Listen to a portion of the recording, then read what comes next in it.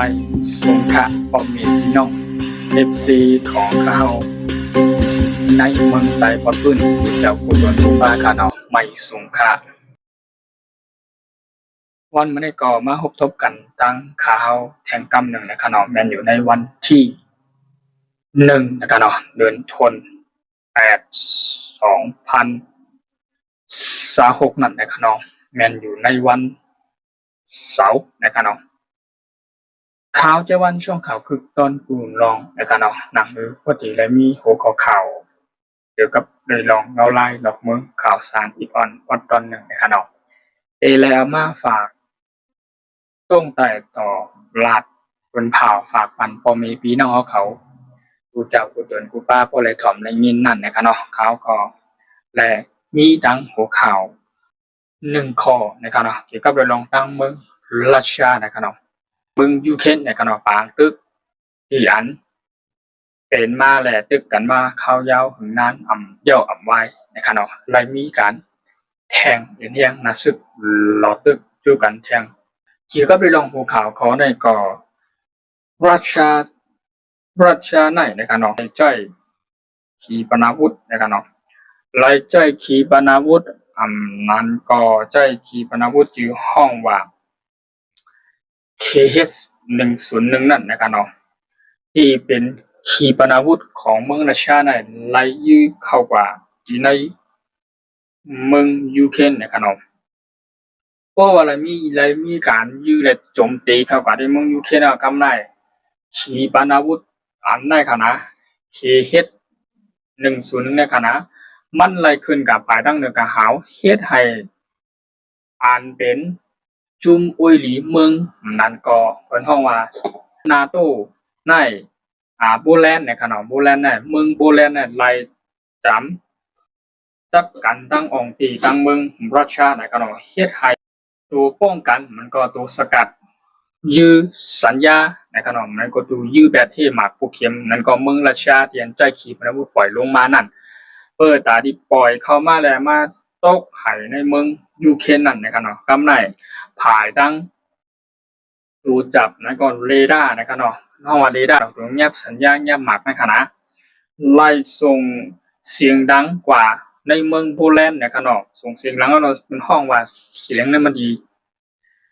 แจ้งเตือนนะครับเดี๋ยวห้องตืดตืดตืดตืดตืดมันจึงวิวนะครับเนาะหลังจอดป่าตั้งในเมืองโบแลนด์นะครับเนาะโบแลนด์เนี่ยซ้ำเป็นเมืองแหละจุ่มอ้อยหลีเหมือนก็จุ่มในนาโต32เมืองนะครับเนาะกำไรเฮ็ดให้อันเป็นผู้เมืองอันนั้นก็เป็นจุ่มในจุ่มนาโตอ้อยหลีตั้งนาโตนะครับเนาะเฮ็ดให้ไหลมาต้มตื่นกันก็ได้พอบในเสแลเมืองไหลเสียมบาที่อันจับในเมืองแดนที่ตั้งรัสเซียนั่นก็เมืองหลายเมืองนึงนั่นผู้เมืองที่ไหลจับในคณะและมีการพังสติภาคถึงกันว่ารัสเซียได้ปล่อยหมากคืนกว่าตั้งหรือกลางหาวเนี่ยมันไข่ป้วนตีป้วนแปนเข้ามาในนาทีเขตกุมกำในเมืองมันก็จุ่มนาตัวเฮาอีดออดก็ไล่สิไล่ผายทั้งกองทัพเป็นแห้งทั้งเมืองโบแลนด์ในขณะทั้งฝ่ายในกลางหาวเนี่ยไล่ส่งเฮวิน F16 คืนกว่าด้วยการเรียบด้วยเลยเฮบด้วยนั้นก็ว่าเงาลายเป็นจื่อหือผายทั้งเนื้อกาหาวที่อันขีปนาวุธของเมืองรัสเซียชื่อของว่า KH-101เนี่ยที่ได้ปล่อยขึ้นมาว่าป่วยตาได้ยื้อเข้ากันในเมืองยูเครนในกำได้หมากนั้นมันทำในคืนมาตั้งเหนือผายตั้งเนื้อกาหาวที่อันมีเมืองโบแลนด์นั้นอุปเปิงกุ้มกำมาอยู่นั่นในเฮ็ดให้ผายตั้งกองทัพเป็นแห่งโบราณในโบแลนด์เนี่ยไล่ส่งเฮอร์วิน F16 ขึ้นกว่าด้วยในขณะป่วยตาได้เฮกาจัดการไปตั้งเหนือแหลมปันหายป้นแปลนขึ้นมาในเหนือเมืองโบแลนด์เนี่ยนะครับเมืองโบแลนด์เนี่ยเป็นจุ่มนาโตขนาดเป็นอุ้ยหลีของจุ่มนาโต32เมืองขนาดก็ในซีแลภายดังรัสเซียและยูเครนเนี่ยและมีเปลี่ยนปางตึกกันหาวแห้งกับได้ลองการตึกกันมายาวเข้าถึงแต่เขายางหัวปีมันยาวกำไรไล่ว่ากำไรไล่ว่าตึกกันหาวแห้งในขนาดรัสเซียที่อันไล่ใจหมากนั้นก็หนักของการขีปนาวุธกุมเมียวในขณะไล่โจมตียื้อเข้าใส่ตีเมือง รัสเซียนะครับเอาเมืองยูเครนนะครับนั่นก็คงว่าเมืองเมืองลาวิฟนะครับเนาะเมืองลาวิฟมีผู้บาดเจ็บตาเศร้าก็นะครับเนาะท่านผู้อ่านตึกหายก่อนตาสามก็ไปหันนั่นนะครับเนาะเกี่ยวกับเลยลองโหนาตีตั้งเมืองยูเครนก่อนไหลมาลาแห่งกำนังว่าขีปนาวุธตีอันรัสเซียโจมตีเข้ามาอ่ากำที่นำปัดสองนะครับเนาะโจมตีเข้ามานำกำปอกำหนึ่งหายเข้ามาแทงปอกำสองกำนาขีปนาวุธเตียนรัสเซียเข้าโจมตีได้ตบเข้ากว่าตีในกาดนะครับเนาะย่านในกาดนั่นชื่อห้องว่าโพเซนานะครับเนาะโพเซนาในจีดอนโอโบลนนะครับเนาะโอโบลนจำที่เมืองหลวงของยูเครนกรุงเคียฟที่ว่านะครับเนาะรัสเซียน่ะอ่าไล่มีการโจมตีเข้ากับนะครับโจมตีเข้ากับแท่งหลายๆกำเฮ็ดให้ในกาดนั้นมีคนไหลเสียงอาสักใจกว่าหนึ่งก็แล้วก็มาเจ็บตั้งน้ำนะครับเนาะมาเจ็บอยู่ที่27ถึง28เอามาเจ็บอยู่ที่2ก็นะครับเนาะหายทั้งเจ้าหน้าที่มาลาดปืนเผาลาดว่าภายในเมืองกรุงเคียฟนะครับเนาะในเมืองยูเครนนั่นก็ได้ลาดว่าขีปนาวุธของเมืองรัสเซียที่รัสเซียไล่จ่ายและยื้อเข้ามาได้เป็นที่ลูกดียื้อเข้ามาลูกที่เมืองรัสเซียน่ะยื้อเข้ามาได้นั่นก็ฮ้องว่าขีปนาวุธกันเดอร์เอ็มนะครับเนาะกันเดอร์เอ็มเนี่ยรายว่าเป็นขีปนาวุธอันยื้อไล่ไวแรงกว่าไล่ไกลนะครับเนาะพุ่งเข้ากับที่เมืองมันก็ยาเฮิรนกวนมันก็ที่อันเป็นเมืองเรียนอยู่ในผังเรียนดินจากเมืองอยู่ในเมืองนั้นก็เฮ็ดให้มีคนหลายเสียงอาสักใจกว่าแต่โฮก็นะครับเนาะมีคนบาดเจ็บแทงตั้งน้ำนะครับเนาะที่เมืองที่ฮ้องว่าชานเมืองนะครับเนาะที่อันอยู่ในผังเมืองยูเครนนะครับเนาะยาหมากหรือขีปนาวุธของรัสเซียโจมตีเข้าว่าแทงนะครับเนาะมีคนบาดเจ็บตั้งนั้นตายแทงตาโฮก็นะครับเนาะหรือซื้อนั้นหังกามีแทงฝ่ายตั้งผู้นำนะครับเนาะฝ่ายตั้งขุนประธานาธิบดีโวโลเดมีเซเลนสกี้นะครับเนาะเป็นผู้นำของเมืองยูเครนเนี่ยก่อนไล่มีการมาลาดว่ารัสเซียน่ะไล่ใจมากนั่นก็ขีปนาวุธที่อันปล่อยเลยยื้อเข้ามาลูกที่ฐานทัพเมืองรัสเซียปล่อยยื้อเข้ามาในเมืองยูเครนของเขาได้ตั้งหมดได้ย่อมกว่า70กว่าลูกนะครับเนาะมากันได้ยื้อโดนยื้อเข้ามากันได้ยื้อเข้ามาขีปนาวุธได้ขนาดแล้วก็เรือสีแดงก็ทำได้ส่งโดรนทั้งหมากโดรนในยื้อเข้ามาทางหมอก2ปาก80ลำนะครับ2ปาก80ลำนั่นเป็นโดรนของเมืองรัสเซียนะครับเนาะนะว่าเป็นรายว่ารัสเซียรายหล่อตึกโทษนะซึ่งหล่อตึกปล่อยขีนาวุธกำเลยว่าหาวแห้งกว่ากูป่นมานะครับกูคืนนั้นป่นมาในขนอกตั้งแต่วันที่30-31เนี่ยก็เข้ามาในวันที่1เนี่ยก็ทางยูเครนและรัสเซียก็ได้ตึกนี้เป็นปางตึกและโทษนะซึ่งหลอกตึกกันอยู่ย่อมไว้หาวแห้งไว้ว่าหลังไหนในขนอกเกี่ยวกับไปลองตั้งเมืองรัสเซียยูเครนกันเนาะกำได้ภายตั้งภายตั้งเขาห้องว่าภายตั้งเอ็นแห้งในขณะภายตั้งเอ็นแห้งภายตั้งเดือกลางหาวที่อันตัวป้องกันนั่นกันเนาะภายตั้งเอ็นแห้งกองทัพเดือกลางหาวในกองนั่นก็ผู้นำที่อัน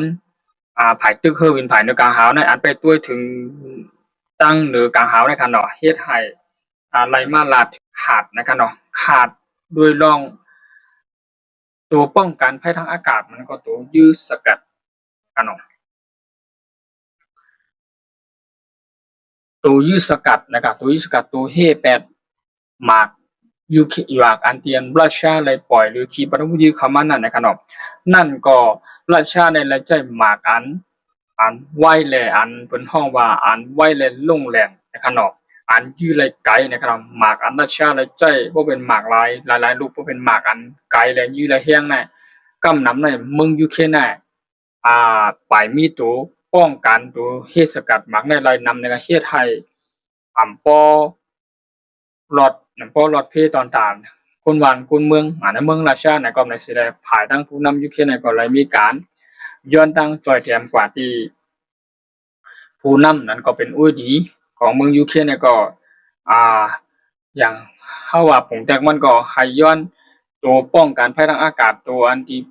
เข้มหมากไล่เพราะว่าหมากผู้เข้มนั้นก็รัสเซียปล่อยหมากปล่อยขีปนาวุธปล่อยโดรนเข้ามาได้ให้มีตัวฮับให้มันไล่ในกันเนาะเพราะว่ายูเครนเนี่ยก็ให้ทั้งกองทัพเป็นแห่งยูเครนเนี่ยที่ไปตึกต่อโทนะซึ่งหลอดตึกไปตึกอยู่นั่นก็เลยมีการมายอมรับว่าเพราะว่ารัสเซียได้หมากนั่นก็ห้องว่าหมากในห้องว่า KH นะครับเนาะ KH101เนี่ยมันเลยว่าเป็นหมากอันที่ไวและรุ่งแรงแล้วก็ยื้อไรไวกว่าเสียงทางขนาดนั้นบ่ได้ยื้อก็เพราะว่ามันได้ยื้อเข้ามาในตัวเฮตัวสกัดแน่ลาดีฮับไรนะครับเนาะหรือสิว่ามีตัวป้องกันภัยทางอากาศมันฮอดตัวเฮกังตัวสัญญาณเฮกังโพตาที่ยื้อหมากผู้เข็มลงมาเป็นนั้นมีอยู่เร็วนะครับนั่นก็ห้องว่าแพทริออตเนี่ยเป็นตัวยื้อเฮสกัดเป็นของเมืองอเมริกาที่อาบมาปันนั่นคุยเตียนเฮไรเต็มที่นะครับเนาะตัวในไรว่าเฮไรเต็มที่แต่การใช้จ่ายอันดูใกล้ดูตื้อแรงใช้จ่ายมันก็สูงกว่านะครับเนาะเพราะว่าเป็นเพราะว่าเป็นหมากเพราะว่าเป็นหมากเตียนรัสเซียมันก็ร่วนมันก็ขีปนาวุธปล่อยเข้ามาในการใช้จ่ายมันได้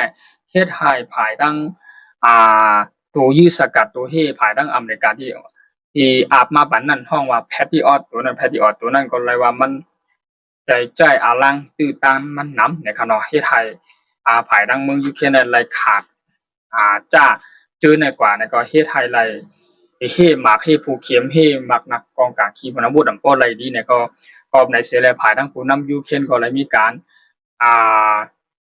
เลยมีการอุโอ้เลยมีการย้อนตั้งแต่แถมผู้เมืองที่เป็นอ้อยหลีของเมืองยูเครนนั่นนะครับเนาะเกี่ยวกับเลยลองหมากอันในคณะมันเป็นหมากเรียนรัชชาไรจ้อยยื้อในชื่อยื้อนำแต่ว่าคณะจ้อยยื้อเป็นโห10ลูกมันค่ะเนาะรวนใน2ปากแต่10ลูกที่ปล่อยเข้ามาแน่มันคือคือดีเฮเลยครับมันเฮเลยครับอันแก่เต้ๆแล้วมันถึงเฮเลยค่ะนะเฮ็ดให้หมากเรียนรัชชาไรยื้อเข้ามาเปิดตาที่รอตึกโตเขานะโทนะซึ่งก็ตึกเขาเมืองยูเครนน่ะหมากตัวน่ะหัมมีการยื้อขึ้นมาดีลูกไปฐานทัพเป็นยังรัสเซียยื้อขึ้นมาเนี่ยมันทำเรียบมาหิมเมืองโปแลนด์เนี่ยครับเนาะโปเลียบมาโปแลนด์เนี่ยเป็นจุ่มนาโตนะครับนะเพราะเป็นจุ่มนาโตนะครับนะนาโตเนี่ยใครขึ้นมาไม่อกไม่ใจกันเนาะก็น่ะเปิดตาที่คืออยู่ๆก็รัสเซียเนี่ยสร้างกินกูกินไผปล่อยหมากและยื้อขีปนาวุธจำขึ้นมาที่ไหนกอบในเสภายตั้งเมืองโปแลนด์น่ะก็อ่า ในกูตีกูตั้งจอดกว่ากูเมืองในคณะในเมืองโปแลนด์น่ะในแผ่นดินโปแลนด์น่ะเฮ็ดให้มีตัวเรดาร์ตัวจับสัญญาณแล้วก็ตัวอันเฮหมากแล้วก็ตัวสัญญาณแจ้งอันไปหมอกลาดตืดเนี่ยที่หมากลงที่เข้ามานั่นมันถึงก็หมากเนี่ยที่เข้ามาอยู่ที่ตั้งไกลมัน1ปาก2ปาก3ปาก5ปากลักไม้ทะเลลักป้องมันน่ะตัวสัญญาณมันสิเงียบเลยก็เหนือขนาดเงียบแล้วที่ห้องแจ้งเตือนน่ะก็แจ้งเตือนก็ได้ภายทางกองทัพเอ็นแห้งอันดูแล้วอันดูล้อมไปด้วยถึงภายทางเหนือกลางหาวนั่นไล่ส่งเฮอร์วิน F16 ขึ้นการต้วยแทงการเรียบต้วยแทงการเล่ลานทัดสังแต่ว่ามีหมากลงมากันแทงหมากอันที่รัสเซียได้ยื้อเข้ามาในเมืองยูเครนนั่นไล่ตกกว่าที่ในผังในตัวกันในผังหน้ากันเอาที่อันภายเรียนลินตั้งเมืองโปแลนด์และยูเครนมันก็รัสเซียจับกันนั่นหมากแล้วตกลงกันแน่กับตกลงกันได้เป็นวงลงแน่ตั้งกว้างมาแน่ตา10เมตรนะครับว่านะหมากลงในแล้วหมากให้หาเพียงไว้ค่ะนะวายเสียในหังกากำไรวายเสียว่ารัสเซียได้ไล่ใจหมากกันนั่นเองหมากนั่นก็ตกในหิมแลนดินเมืองและเมืองจับกันนั่นที่เมืองโปแลนด์และเมืองยูเครนรัสเซียนะครับเนาะเฮ็ดให้ฝ่ายทางกองทัพเป็นแห่งโปแลนด์เนี่ยก็บ่ใครห้านใจอีกหนึ่งเนี่ยก็เลยว่าจุ่ม NATO เนี่ยก็เลยมีการมาลัดถึงว่าเพราะว่าเฮ็ดจังได๋ได้หลายเฮาก็เฮาจุ่ม NATO เนี่ยอัปปีตื่นตัวขึ้นนะเฮาก็อัปปีลุกขึ้นตื่นตัวเอิ้นฮ้องว่าเย็นนะครับเนาะที่เหือดที่เลือดที่ไหม้ขึ้นอีกหนึ่งนะครับโดยรองตั้งรัสเซียและยูเครนเนี่ยเป็นปากตึกกันนั่นเลยว่าเฮาเฮียงไว้ว่านะครับเนาะกำไรที่อัน ราชาเนี่ยหมากอันนี้มาตกลงกันนะตกกะที่เมืองโบแลนด์แหละเมืองยูเครนนั้นเป็นอย่างว่าอยู่ในเกกลางมันขนาดในเหรียญดินจากมันขนาดนอตกกันในน้ำในเนาะในผังเหรียญดินหน้าเนี่ยจะในขนาดกำไรว่าชิ้นนั้นผมก็กองทัพเป็นทางโบแลนด์เนี่ยก็ไล่ส่งเฮอร์วินเดียนเป็นเฮอร์วินแม่งวินเป็นห่อเฮลิคอปเตอร์นะครับเนาะไล่ส่งเฮลิคอปเตอร์เฮอร์วินแม่งวินนั่นไล่คืนกว่าเจ็ดกดทัดได้ทางกำหนึ่งว่าหมาก ที่อันราชายื้อเข้ามาเนี่ยมันตกกันหลายเนี่ยครับเนาะแล้วก็ตกอะไรพวกเปิดห้องว่าหมากจากมันนะครับว่าเป็นขีปนาวุธที่อันเคเฮดนะครับ101นั่นมันก็เป็นโดรนกูชื่อกูเมียวนะครับเนาะที่อันราชาไล่ปล่อยขึ้นมาแล้วตบขึ้นมาในโดรนเนี่ยโหปากลำมันขนาด2ปาก80ลำขนาดจำ3ปากลำขนาดนั้นก็เป็นขีปนาวุธในมอก70ถึงจำ80จำถึงปากนะขนาดขีปนาวุธ ขีเหตุความเร็วเนี่ยเสียงที่ว่าก็ตั้งไว้มาในขนาดตัวไหนปล่อยเข้ามาจัดการเข้ากับในเมืองยูเครนในเฮ็ดให้มีคนไล่ปลายตีอองที่นั่นเหตุปลายเพกันในการเฮ็ดให้มีคนวันส่วนข่าววันคนเมืองของเมืองยูเครนก็ไล่หยาบผืดตกกินหยาบผืดกันในการเดี๋ยวเสียเนี่ยกากวนนั้นไล่เสียงกรรมก็มีคนนั้นมาเจ็บก็มีดังน้ำกันไม่เฮ็ดให้ล้วนอันที่จับอยู่ในใต้ตึกใต้หางนั้นอันยาหมากมันยุบเข้ากันนั่นไงมันแตกตึกเนี่ยมันกลมันปังนั่นก็นอนกลเองเนี่ยก็น้ำเนี่ยก็นอภายตั้งการแล้วก็ผู้มีคุณพ่อเนี่ยเจ้าหน้าที่ตั้งราชาเอาตั้งยูเครนก็เลยมารับถึงว่าคนนั้นตายที่เต้เนี่ยไปนับไล่โหเส้นสายไหมมันเต้อาปีนำอยู่นะครับเนาะคนนั้นมาเจ็บได้ไม่ตั้งนำอยู่เยอะนะครับเนาะก็เลยลองตั้งราชาเนี่ยและใจหมากเคเฮด101เห็นการร่วนใน2ปากปลายลำปองมันแล้วก็เนาะแล้วก็ขีปนาวุธแล้วก็จำปากลูกเนี่ยได้ปล่อยได้ยื้อขึ้นมาเฮ็ดให้ตัวป้องกันภัยทางอากาศแลตัวยื้อเฮ็ดสกัดหมากนั่นน่ะบ่มีแลยูเครนอะไรว่าใครบนห้องว่าใครโอนกว่าอีกหนึ่งนะครับเนาะเพราะว่ารัสเซียปล่อยขึ้นมาแน่ตันอย่างในป้อมแต่หมากก็เป็นหมากหลงในดันตัญญาเนี่ยลาดีฮับแล้วกันนะลาดีฮีเล่มลาดียืดแตกเป็นไรเนี่ยก็หาวมาที่ตกถึงดินในกันก็ในแหละประชาเนี่ยก็ไล่ใจหมากมือจุนยามหลักหนักกองการขีปนาวุธแต่โดนหลายมิ้วอะไรตบเข้ามามึงยูเครนกันเนาะหายกันก็หายกันมานะไล่ว่าเป็นอันตึกกันแหละเงาลายมันก็เชื่อมตอนตามมึงประชาเลยยูเครนกันเนาะตอนแต่วันมันก็เขาใจวันช่องขับตอนกูร้องนั่นก่อนไล่เอาหัวข่าวอีกอ่อนปดตอนหนึ่งเกี่ยวกับเรื่องลองข่าวสารวันเมืองเอาไล่นอกเมืองนั่นในกระหน่อมเมื่อใดก็เลยลองทางเมืองยูเครนแหละรัสเซียอะไรเป็นการโทรนะสิหลอดตึกกันเฮาแห้งไว้ว่าหนังในคันเนาะวันมันก็ยินจมปอมเมพี่น้องเขาใหญ่นำที่อันเข้ามาปันแอนปันแห้งข่าวในช่องข่าวคือตอนกูร้องในนะครับเนาะนั้นก็เป็นข่าวเงาข่าวสารวันเมืองมีจึงหือเนี่ยข่าวใจวันก็ตีมาอัปโหลดนั้นก็ตีต่างลงปันในข้องชบน้ำหนังคือพอมีพี่น้องเขาคุณจะพูดถึงบ้าพอเลยถอมข่าวถอมเงาคือตอนยามตันนั่นนะครับเนาะถามว่ามันได้ก็ยิ่งจมขอบใจนะครับเนาะไว้สูงกูก็กะที่เขามาปันแห้งข่าวอย่าลืมเข้ากะเด็กไล่เด็กแซ่กดหิ่งปั้นในขณะหนังคือโปรตีไลติดตามข่าวสารข้อมูลมันก็ข่าวเงาข่าวสารบ้านเมืองนั่นให้คือตอนยามตันนั่นในขณะใหม่สูงค่าย้อนนายอยู่ดีกินหวานกัดเย็นชื่อชาในขณะที่ทำในการพอเป็นต้องเป็นที่ของข่าวแต่วันในช่วงกับเดินกุลองนั่นในขณะเดินสู้ให้มีทำด้วยกินหวานแต่